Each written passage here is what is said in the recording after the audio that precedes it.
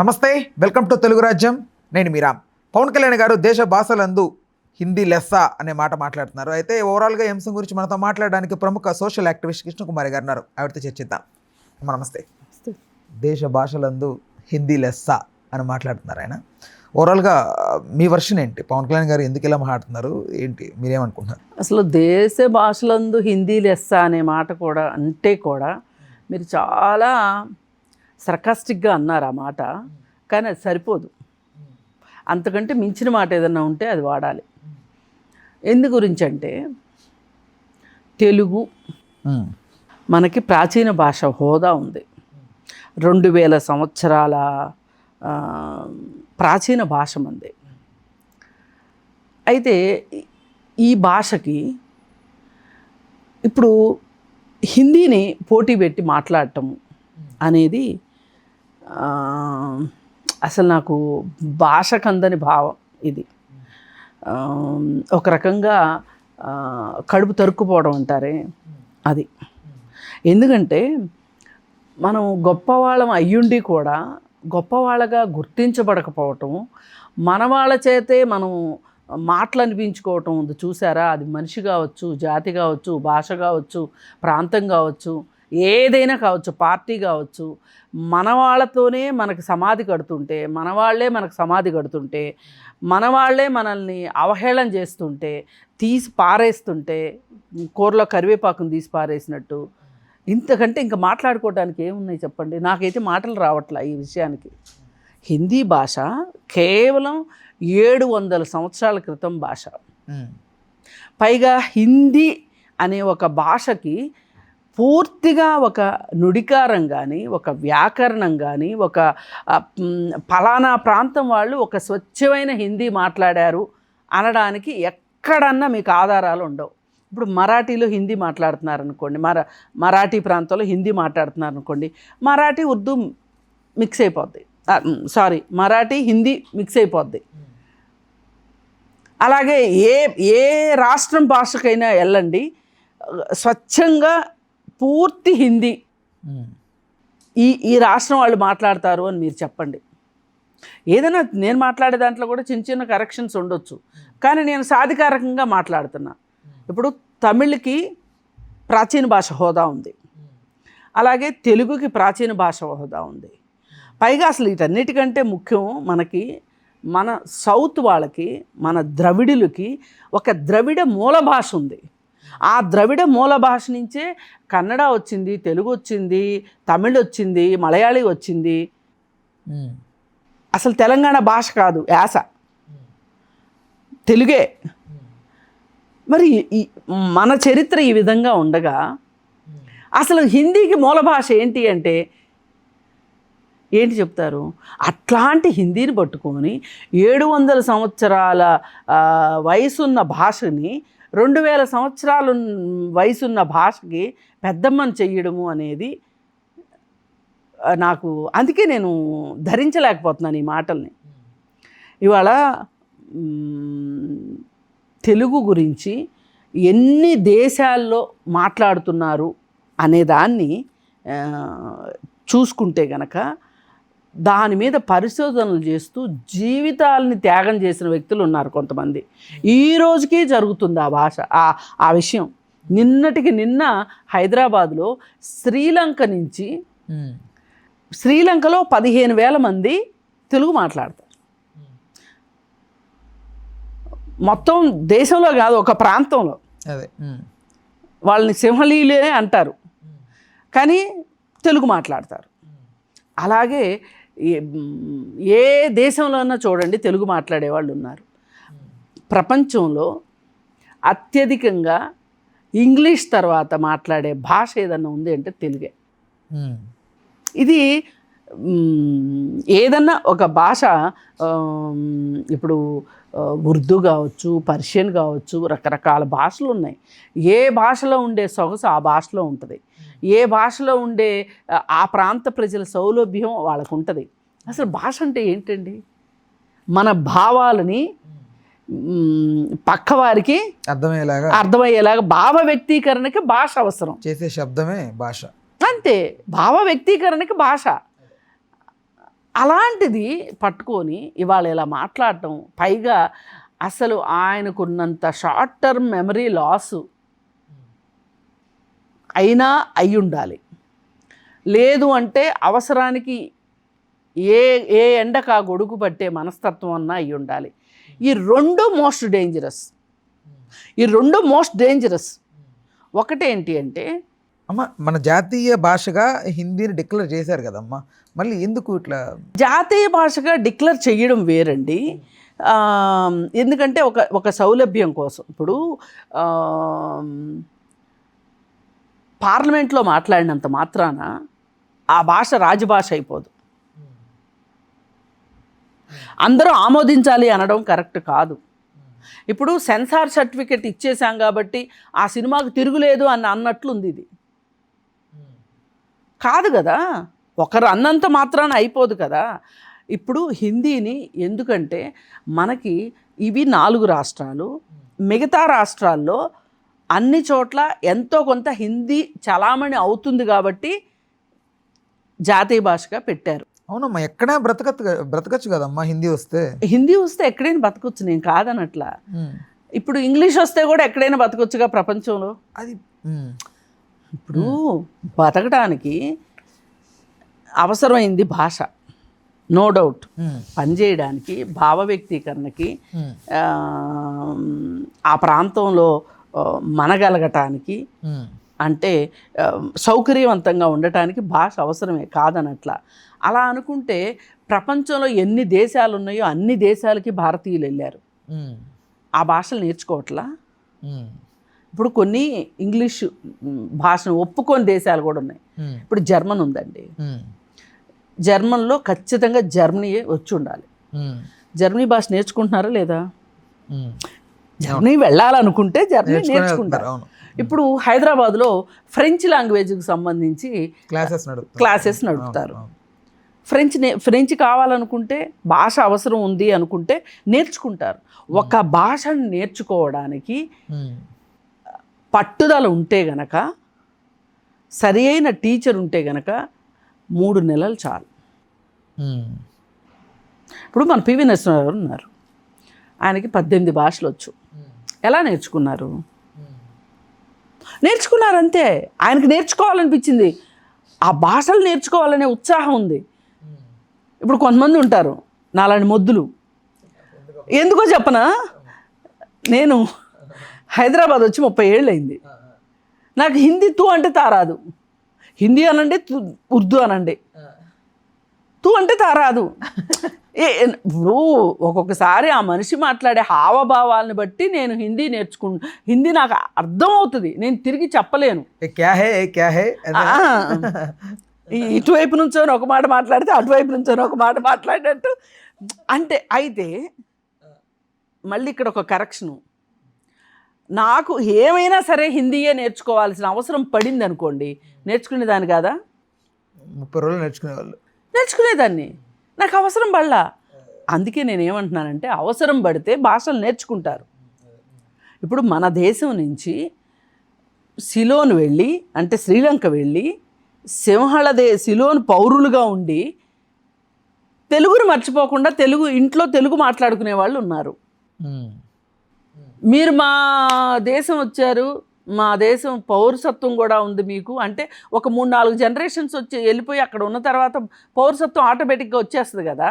వచ్చిన మీరు ఇంకా తెలుగు ఎందుకు మాట్లాడుకుంటున్నారు ఇంట్లో అంటే నేనేం చెప్తాను దానికి? ఇప్పుడు బర్మా ఉంది, బర్మాలో మాట్లాడుకుంటారు. తెలుగువారి జాడలు ఎక్కడెక్కడ ఉన్నాయి అని కనుక్కుని, వారి మనోభావాలని, వాళ్ళ భావావేశాలని పట్టుకుని మేమున్నాం,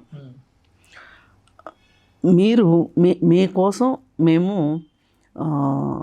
చేయగలిగింది చేస్తాము అని ఒక 2 మిత్రులు, ఆర్ఎం ఉమామహేశ్వరరావు గారు, సావెం నరేష్ గారు, ఇద్దరూ కలిసి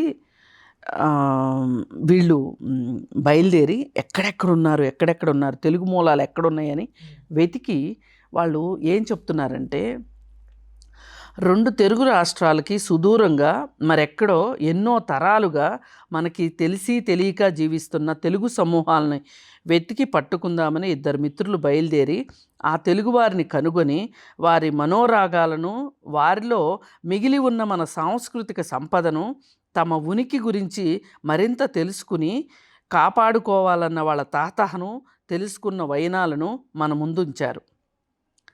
ఏ తెలివి పనితీరుల వల్ల తెలుగువారు ఇలా విస్తరించగలిగారు, తెలుగుతనాన్ని చైతన్యాన్ని కాపాడుకునేలా తెలుగువారి మధ్య ఎలాంటి తోడ్పాటు ఏర్పడాలి, ఇలాంటివెన్నో మాట్లాడుకుని ఆలోచించుకోవాల్సిన సందర్భం ఇది అని ఆ ఇద్దరూ చెప్పారు. ఆర్ఎం ఉమామహేశ్వరరావు గారు, సావెం నరేష్ గారు, సావెం రమేష్ గారు. అయితే ఎందుకు మరి ఏదో తెలుగులో మన జాడలెక్కడ అనేంత ఆలోచన ఎందుకు వాళ్ళు చేశారు? ఎక్కడెక్కడో ఉన్నారు మన తెలుగు వాళ్ళు, తెలుగు మాట్లాడుతున్నారు. ఇప్పుడు వీళ్ళు సమీకరించిన వివరాల వల్లే తెలుగు అత్యంత ఎక్కువ మంది మాట్లాడుతున్నారు. ఒక భాష మాట్లాడడం వేరు, లిపి ఉండడం వేరు, దాన్ని రాయడం వేరు, చదవడం వేరు, ఇన్ని రకాలు ఉంటాయి. ఈ అన్ని రకాల విషయాల్లోనూ తెలుగు ముందుంది. పోని రాయడం రాదు అనుకుందాం, వాళ్ళకి చదవడం రాదు అనుకుందాం, మాట్లాడగలిగే వాళ్ళు కూడా ఉన్నారు, మాట్లాడగలిగే వాళ్ళు ఎక్కువ ప్రాంతాల్లో ఉన్నారు. మరి ఇలాంటి మన తెలుగు గురించి మనం ఈ విధంగా మాట్లాడటం, హిందీ మనకి పెద్దమ్మ అనడం శోచనీయమైన విషయం. పైగా నేను ఇందాక ఒక 2 మాటలు మాట్లాడా. ఏ ఎండకా గొడుగు బట్టి ఒక రాజకీయ ప్రయోజనాలు నెరవేర్చుకోవాలనే ఉద్దేశంతో పవన్ కళ్యాణ్ ఎలా మాట్లాడినా తప్పే, ఖండించవలసిందే, మనము మాట్లాడవలసిందే, నిగ్గదీయాల్సిందే ఒకటి. రెండోది, ఒకవేళ షార్ట్ టర్మ్ మెమరీ లాస్తో ఆయన బాధపడుతుంటే గనక ఇలాంటి షార్ట్ టర్మ్ మెమరీ లాస్ ఉన్న వాళ్ళకి రాజకీయాల్లో ఎలా స్థానం ఉంటుంది? ఈ రెండిట్లో ఏదో ఒకటే జరగాలి. ఎందు గురించి అంటున్నానంటే, ఇంతకుముందు అసలు ఎలా కనిపిస్తున్నారు తెలుగు వాళ్ళు, దక్షిణాది వాళ్ళు ఎలా కనిపిస్తున్నారు? హిందీని ఎలా పడితే అలా వేసి రుద్దితే ఊరుకుంటామా? మాకు ఆ మాత్రం ధైర్యం లేదా? మేము మాట్లాడలేమా? మాకు ఆ మాత్రం ఏంటది ఒక మాట అనేవాడు రెగ్యులర్గా, మాకు ఒక స్వాభిమానం లేదా? మమ్మల్ని తొక్కేయాలని చూస్తే కుదరదు, పరిగెత్తించి కొడతాము అన్నంత లెవెల్లో హిందీని మా మీద వేసి రుద్దితే కుదరదు అని ఒకప్పుడు ఈయనే మాట్లాడాడు.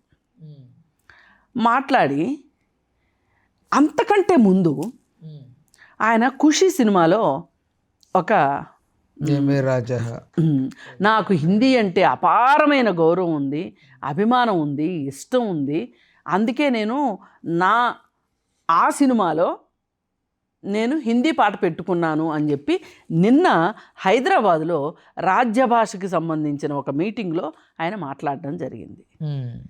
ఆయన బహుశా ఏ రోజైతే ఎందుకు దక్షిణాది వాళ్ళ మీద ఉత్తరాది వాళ్ళ పెత్తనం ఏంటి, వాళ్ళ భాష పెత్తనం ఏంటి, మన మీద ఇలాంటి పెత్తనం చేయడం ఏంటి అని మాట్లాడిన రోజున ఇలాంటి ఒక రోజు వస్తుందని ఆయన అనుకోలే. ఇదే రాజకీయం అంటే. అంటే ఇప్పుడు పవన్ కళ్యాణ్ గారు మాట్లాడడం వెనక అంటే ఆయన ఓన్లీ ఆయన పర్స్పెక్టివేనా, లేకపోతే అంతే ఇంకెవరిదైనా బీజేపీ పెద్దలు? కాదండి, బీజేపీ వాళ్ళు ఏం మాట్లాడమంటే ఆయన అది మాట్లాడతాడు. ఆ ప్రాసెస్లో ఇంకో 2 ఎక్కువ మాట్లాడుతున్నాడు, అది ఆయనతో ప్రాబ్లం. ఇప్పుడు మనము పలానా సందర్భాల వల్ల హిందీ నేర్చుకుంటే మంచిది, దేశంలో ఎక్కడైనా వెళ్ళి బతకడానికి అవకాశం ఉంటుంది, మనకు ఉపాధి దొరుకుతుంది, ఎప్పుడు కూడా ఒకే చోట ఉండం కదా, ఉండాల్సిన అవకాశం ఉండాల్సినట్లుగా పరిస్థితులే ఉండవు కదా, అన్నిసార్లు పరిస్థితులు మన చేతిలో ఉండవు కదా అని ఇలా కన్విన్సింగ్గా చెప్పడం వేరు, ఒక మొరటుగా మన మీద వేసి రుద్దడం వేరు. ఒకానొక సందర్భంలో హిందీ వాళ్ళు మన మీద ఉత్తరాది వాళ్ళు మన మీద దక్షిణాది వాళ్ళ మీద వేసి రుద్దుతున్నారు అన్న మాటని మనం ఖండించాం. మనతో పాటు ఆయన కూడా ఖండించాడు. ఇవాళ మళ్ళీ ఆయనే వచ్చి రుద్దడం ఎంతవరకు కరెక్టు? ఇది కదా ఇక్కడ మనం ఆలోచించాల్సింది. ఎందుకు ఇంత మారాల్సిన అవసరం ఏంటి? పైగా దేనిని ఫణంగా పెట్టి నీ అవసరాలు తీర్చుకుందాం అనుకుంటున్నావు? నువ్వు నిత్యం లేసుకుని ఎగబాకుదాం అనుకుంటున్నావు? ఒక తెలుగు భాష మీద కూడా, ఒక తెలుగు జాతి మీద దక్షిణాది సెంటిమెంట్ కూడా లేదు నీకు. నువ్వు ముమ్మాటికి నువ్వు ద్రవిడివి. నీకు ఇష్టం ఉన్నా ఇష్టం లేకపోయినా మనం అందరం ద్రవిడులమే. ఏం మనకు ఒక జాతి ఉంది, మన జాతి మీద మనకి నమ్మకం ఉండొద్దా? గౌరవం ఉండొద్దా? ఇష్టం ఉండొద్దా? ప్రేమ ఉండొద్దా?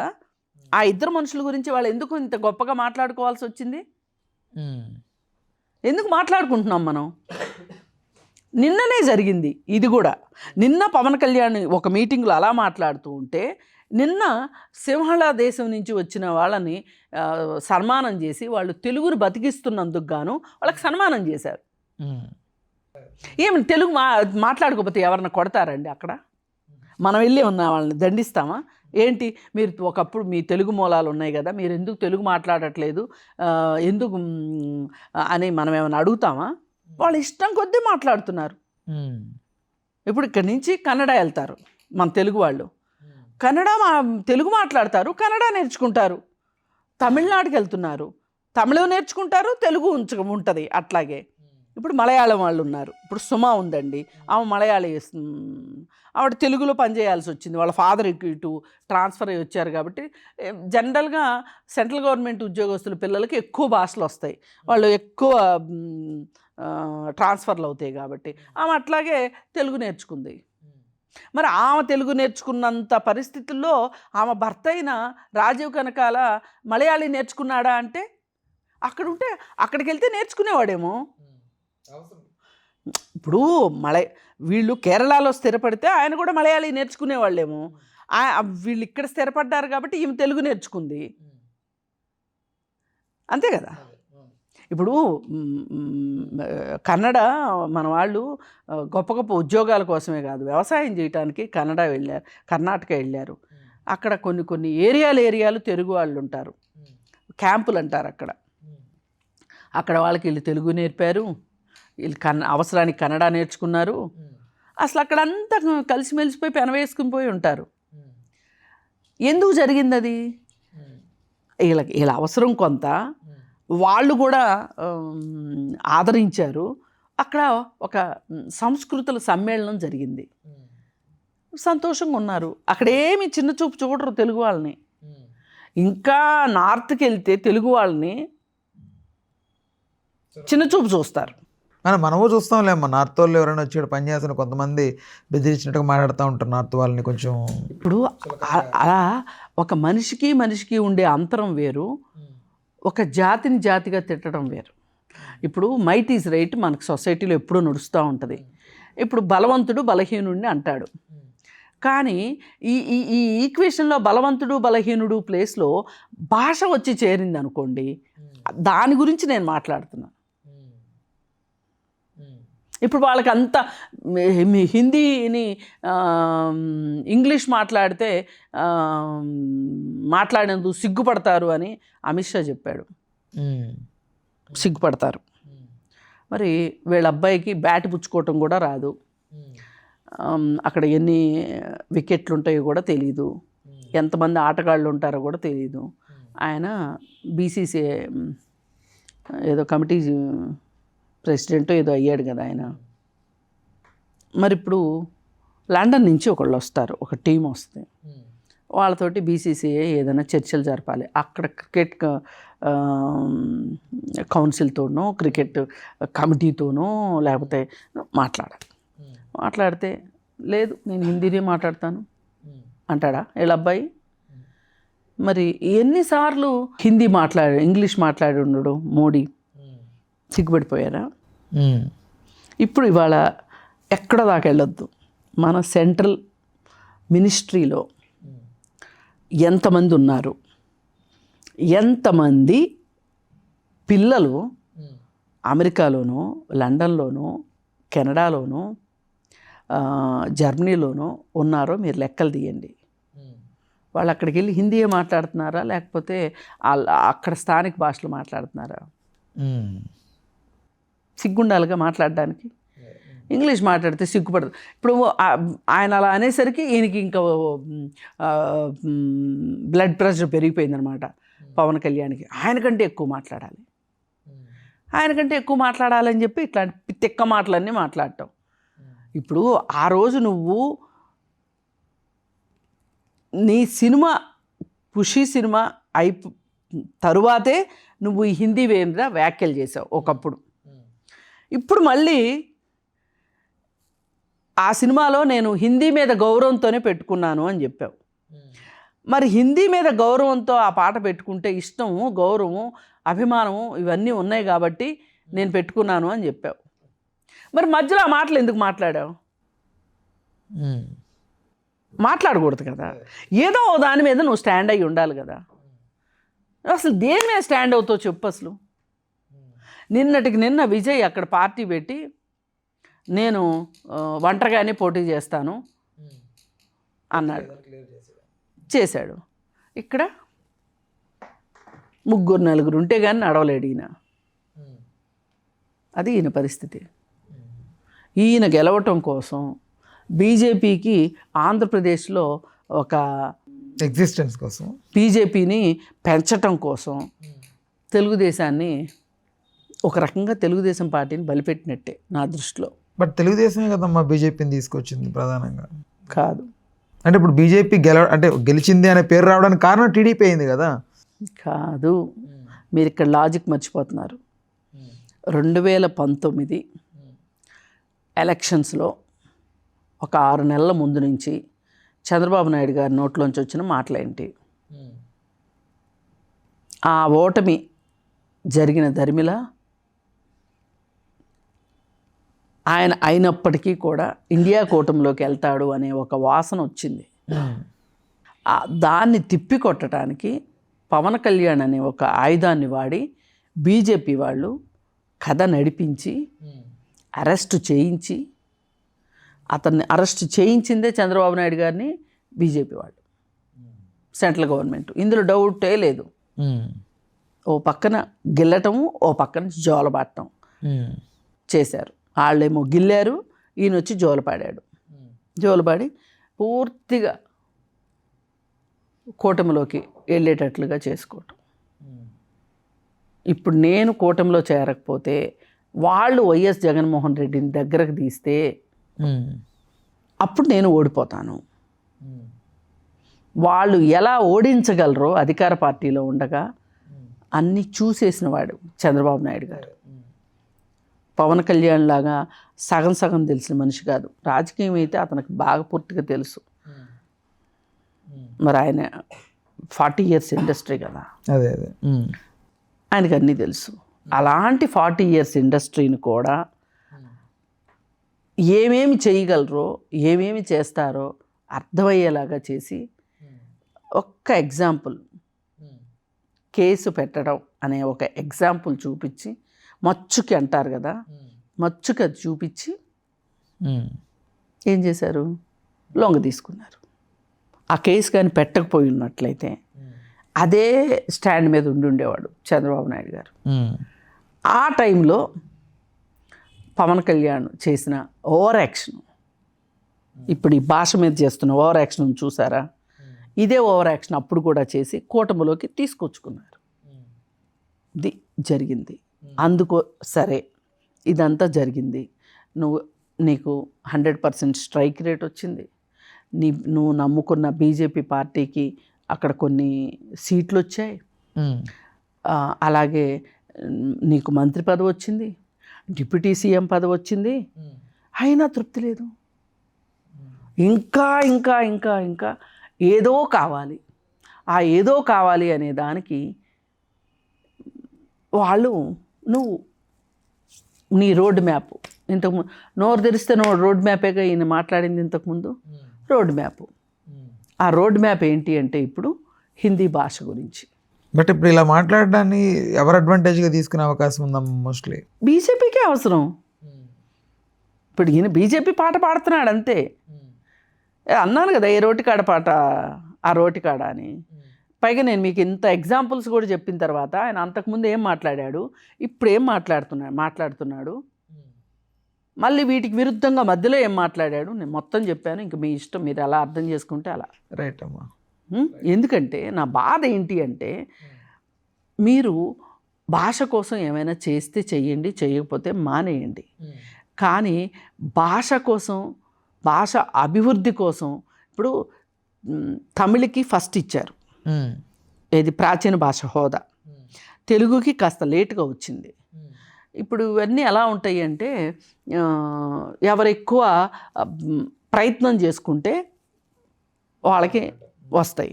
తమిళులు ఎక్కువ, వాళ్ళకి తమిళ భాష మీద వాళ్ళకి చాలా గౌరవం ఎక్కువ. ఇద్దరు తమిళులు ఎక్కడున్నా సరే తమిళే మాట్లాడుకుంటారు. కానీ ఇద్దరు తెలుగు వాళ్ళు ఖచ్చితంగా ఇంగ్లీష్లోనే మాట్లాడుకుంటారు. అందుకని మనం నేర్చుకోవాల్సిన అవసరం ఉంది. మన భాషాభిమానం పెరగాల్సిన అవసరం, అంటే ఎవరి మీద పెత్తనం చేయడానికి కాదు, మన భాష గొప్పతనాన్ని మనం తెలుసుకోవాల్సిన అవసరం ఉంది. అది తెలుసుకోకుండా తెలుసుకునేలాగా జీవితాల త్యాగం చేస్తున్న వాళ్ళ త్యాగాలు వృధా పోయేలాగా మీరు ఈ విధంగా కౌంటర్ పనులు చేయడం కరెక్ట్ కాదు అని నా ఉద్దేశం.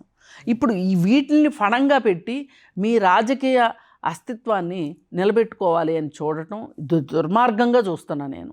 మీరు ఒక తెలుగువారు అయ్యుండి పైగా ఆయనకి హిందీ వల్లటే అవుతున్నాయి, అవి వాళ్ళకి లాభం, మనకు కాదు. మన నిర్మాతలకు లాభమే, నేను కాదని అనట్లేదు, వాళ్ళకు కూడా లాభమేగా. ఎవరైనా లాభం లేకుండా తెలుగువారి మీద ఇష్టంతో చేస్తారా? వాళ్ళు చేయరు కదా. అందుకని ఇలా ఏ విధంగా చూసినా సరే ఈ హిందీ పైన ఈయన అభిప్రాయాలు కావచ్చు, జనాల మీద వేసి రుద్దడం కావచ్చు, బుల్డోజ్ చేయాలని చూడటం కావచ్చు, తీవ్రంగా వ్యతిరేకిస్తున్నా. రైట్. చాలామంది వాళ్ళ భాషాభిమానులు వ్యతిరేకించాల్సిన అవసరం కూడా ఉంది. మనది తెలుగు భాష, మనం ఏదో తెలుగు మనం మాట్లాడుతున్నాం కాబట్టి గొప్ప అని చెప్పుకోవడం కాదు. దీనికి ఉన్న చరిత్ర పూర్వపరాలు తెలుసుకుంటే అర్థమవుతుంది ఆ సంగతి. రైట్. అది కొంచెం చరిత్ర చదువుకోమని చెప్తున్నాను, అంతకంటే వేరే ఏమీ లేదు. మాకు అసలు ఆయన మీద ఏ కంప్లైంట్ లేదు. ఆయన ఏ రాజకీయాలు చేసుకుంటారో చేసుకోమనండి, బీజేపీతో అంటగాగుతారా, బీజేపీని నెత్తిన పెట్టుకుని ఊరేగుతారా, ఏమన్నా చేసుకోమనండి. కానీ భాష జోలికి, ప్రాంతం జోలికి మటుకు రావద్దు అని చెప్పదలుచుకున్నాను. ఇది తెలుగు నేల అని చెప్పుకుంటాం మనం, తెలుగు భాష. రైట్. రైట్ అమ్మా. హలో, తెలుగు రాజ్యం ఛానల్ చూస్తున్నారా? సామాజిక రాజకీయ జీవన చిత్రణే తెలుగు రాజ్యం. అతిశయోక్తులు అసత్యాలు ఉండవు. రాజకీయ కోణం కాదు, ప్రజా కోణమే కొలబద్ద. తెలుగు రాజ్యం వీక్షణ మీ ఉత్తమ అభిరుచికి నిదర్శనం.